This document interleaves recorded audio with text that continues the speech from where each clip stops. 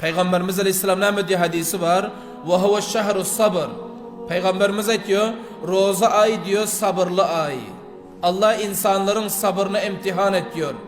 Allah Teala bendelerinin sabrını imtihan ediyor. Son ve sabru sevabuhu el cennet. Sabrın sevabı neticesi cennet buluyor. Bir insan sabır etse, havsale etse, Allah Tebarek ve Teala onu cennete alıp varıyor. Ve hemçinin Peygamberimize eden ve şehrul muvasat. Roza ayın özü gamkarlık ay. Roza ayın özü Müslümanlara gamkarlık etmeklik, fakirlere gamkarlık etmeklik, yetimlere gamkarlık etmeklik, bive ayarlara gamkarlık etmeklik, yankı biçarelerin elini tutmaklık ay bul deyip Peygamberimiz Aleyhisselatü Vesselam şöyle diyor. Anındır roza ay, sabırlı ay ekene, gamkarlık ay ekene, mun Peygamberimiz Aleyhisselatü Vesselam ayttılar. Ne mi deyip? Bakatır ki ağaçtan dokun haber bulmuyor diyor. Anında insanlar zamanik ağaç geziyor, ağacın ne rakamlığını biliyor. İnsanlar ağaçlığı tahammül ediyor, biliyor ki garibu fakiri ki saçağında nan tapılan yoktu, onun derdini anlıyor, düşünüyor. Ana şunun için Allah Tebarek ve Teala bu ayı farz eden ve Peygamberimiz Aleyhisselatü Vesselam bu aya sabırlı ay ve gamkarlık ay deyip ad veren. Son Kur'an-ı Kerim'de Sure-i Bakara'nın ayetinde Allah Teala ne diyor? Allah Subhanahu ve Teala diyor: "Mesalu'llezine yunfikun amwalahum fi sabilillah." Allah diyor, misal ol insanlar ki mallarını Allah'ın yoluna harcetiyorlar. Kemesele habbetin enbete seb'a senabile fi kulli sumbuletun mi'atu habbe. Vallahu yudha'afu limen yeşâ ve Allahu vasi'un alim. Allah Tebarek ve Teala Sure-i Bakara'nın bu ayetinde ne diyor? Allah'ın yoluna masraf ediyor insanlar, Allah'ın yoluna sadaka veriyor insanlar, Allah'ın yoluna harcetiyor insanların misali diyor, ve menzile-i buğdayın tanesi diyor. Buğdayın biricik tanesini insan yerin aşağına gömse, şol taneden takriben 7-8 hoşa çıkıyor.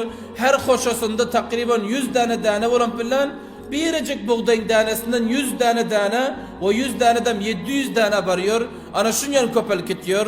Allah Tebarek ve Teala ki bir insan eğer Allah'ın yoluna harcetse, sadaka etse, gamkarlık etse, onda men onun diyor 1 rupiyasını ta 700 rupiya çeliyetiren Allah Teala'nın vaadesi bul. Anında Peygamberimiz Aleyhisselatü Vesselam roza ayı gamkarlık ay deydi. Gamkarlık ay olacak olsa onda garibu fakiri yatlamalı. Onda medresedeki talip-beçeler yatlamalı. Yetim oğlanları yatlamalı. Ta ki bu faziletten insan mahrum kalmaz yani. Peygamberimiz şunun için etti ki roza ay gamkarlık ay deydi. Sonra Hazreti Ali radıyallahu teala anhu ediyorlar. Cenab-ı Peygamberimiz aleyhissalatu vesselam etti diyor. Badiru bis sadakati fe innel belâ'e la yetehattaha. Peygamberimiz aleyhissalatu vesselam etti diyor. Hazreti Ali radıyallahu teala anhu rivayet ediyor. Aytiyor ki Peygamberimiz etti diyor ki sizler sadaka vermekle çalaklık edin. Sadaka vermekle koşuş edin. Çünkü belalar, musibetler, perişanlar sadakanı yırtıp insanın bedenine gelebilmez. Sadakadan ötüp bilmez. Yani tercüme şöyle oluyor ki sadaka raddu bela hulasa. Sadaka insanın üstüne gelecek belaları def ediyor. Sadaka insanın üstüne gelecek gam-ı perişanlıkları def ediyor. Ansad ediyor, üstündeki perişanlıkları gideriyor. Şunun için Peygamberimiz Aleyhisselatü Vesselam edin. Sizler sadaka vermekle çalaklık edin. Koşuş edin. Hususan roza ayda.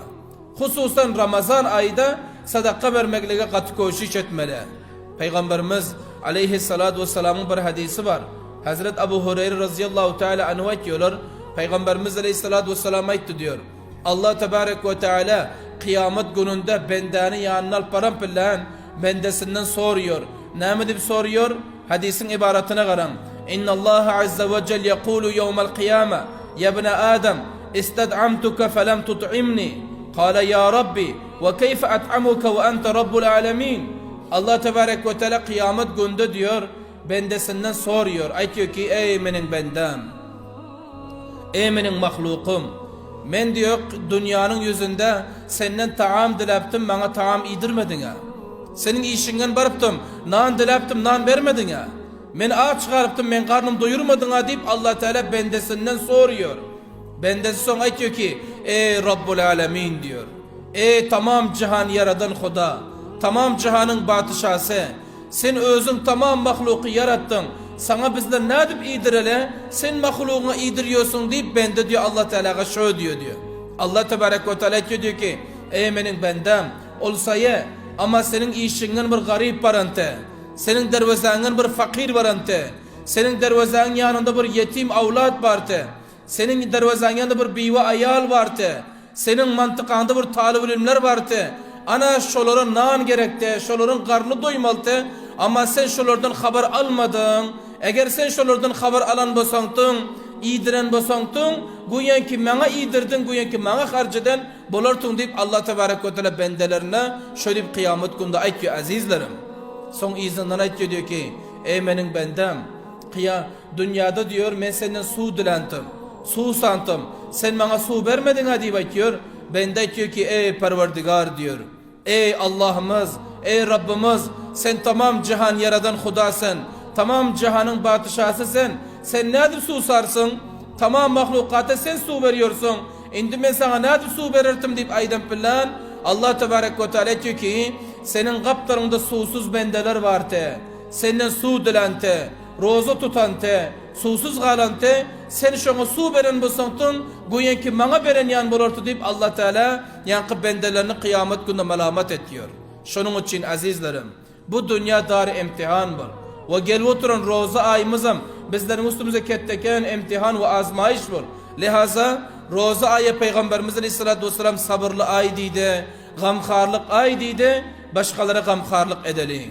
Roza ayda sabırlı olalım, havsalalı olalım ta ki Allah Tebarek ve Teala'nın üstümüze farz eden rozasını sayı tarikada tutup Allah Tebarek ve Teala taraftan bizlere vaade edilen sevaplardan mahrum kalmamız yani.